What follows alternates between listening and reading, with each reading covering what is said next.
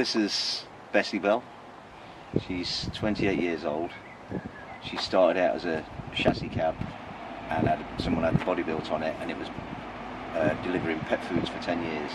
Then a motocross racer bought it and made it into a camper van, then another motocross racer, then a drag racer, then another motocross racer, and then I brought it off an Australian company and travelled Europe in it for 4 months.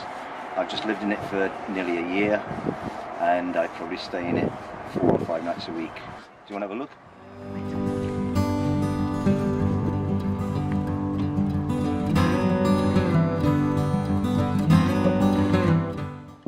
Welcome to Bessie Bell.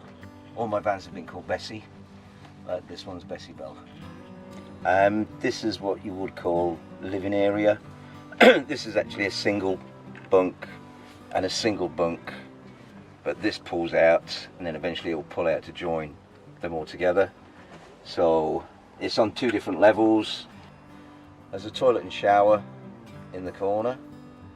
There's a TV, which I don't use, I tend to do this.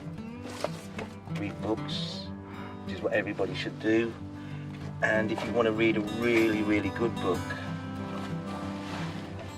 can I recommend this? This is my super large kitchen, which is about 6 foot long. 4-ring hob, burner grill. To be honest, I never use them, just for boiling this. This is my beach hut, which was when I originally got the van because it was supposed to take a motocross bike. The motocross bikes were standing underneath a bed about that high with a little tiny entrance and no skylight. So I just opened it up and put a boat hatch from a boat, 25 quid instead of spending 500 on a skylight, and then just lined it in wood. And then if you want, if I put the step up, you can climb onto the roof. And you get a different view of the world. So why did you choose to live in a camper van? Away for 35 years, I'm a tinsmith, puts copper roofs and zinc roofs on fancy buildings. And it made sense rather than giving somebody money for a B&B. So I started off with one van, then another, all were built in a factory, including I had a Winnebago 30 years ago. And then I just fell in love with old Mercedes. Some people like Volkswagens, some people like Land Rovers. I just like old Mercedes. This is my 5th one in 25 years, but I just like to make them my style, and I just like the freedom. It's unusual for me to be on a campsite.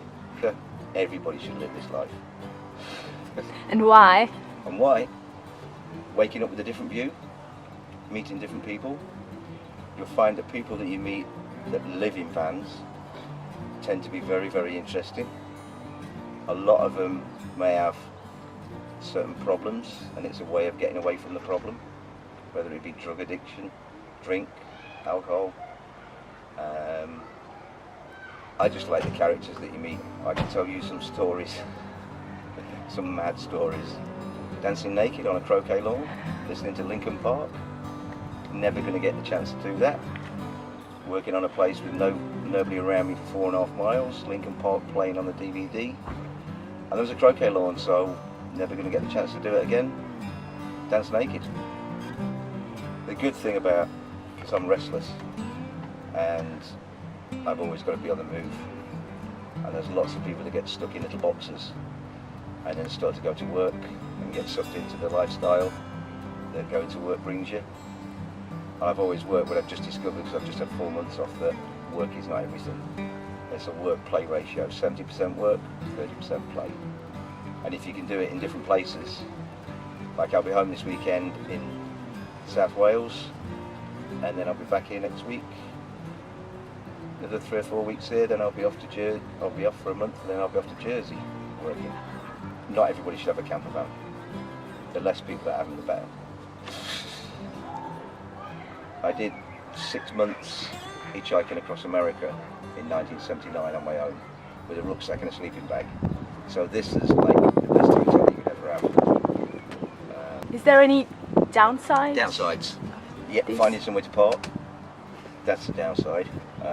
Preconceived ideas about people that have certain type of vehicles that they might not be mainstream, but I can honestly say I've parked on a squat with people that you would look at and go, whoa, they look a bit dodgy, and you could leave £1,000 on your step and it would still be there.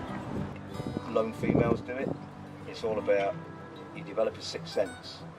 You'll drive somewhere, you'll park somewhere, and your sixth sense will kick in and say, no, this isn't safe, and then you'll go somewhere else.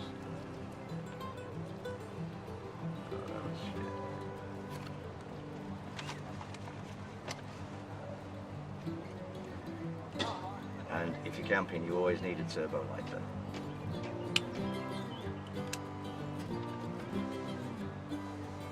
Leans back, falls in van, lights fag wrong.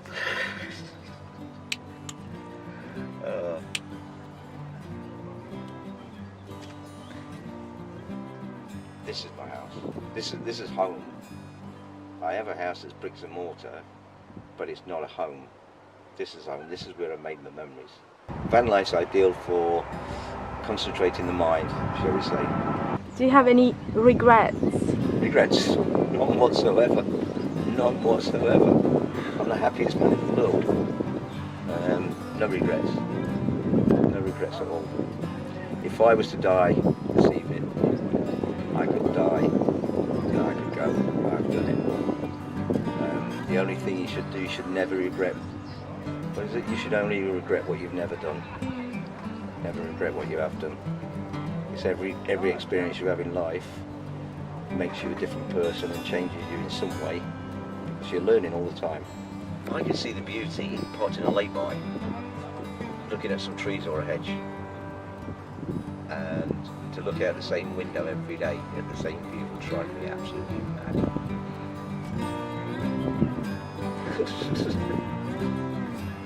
What is the meaning of life for you? What is the meaning of to be happy?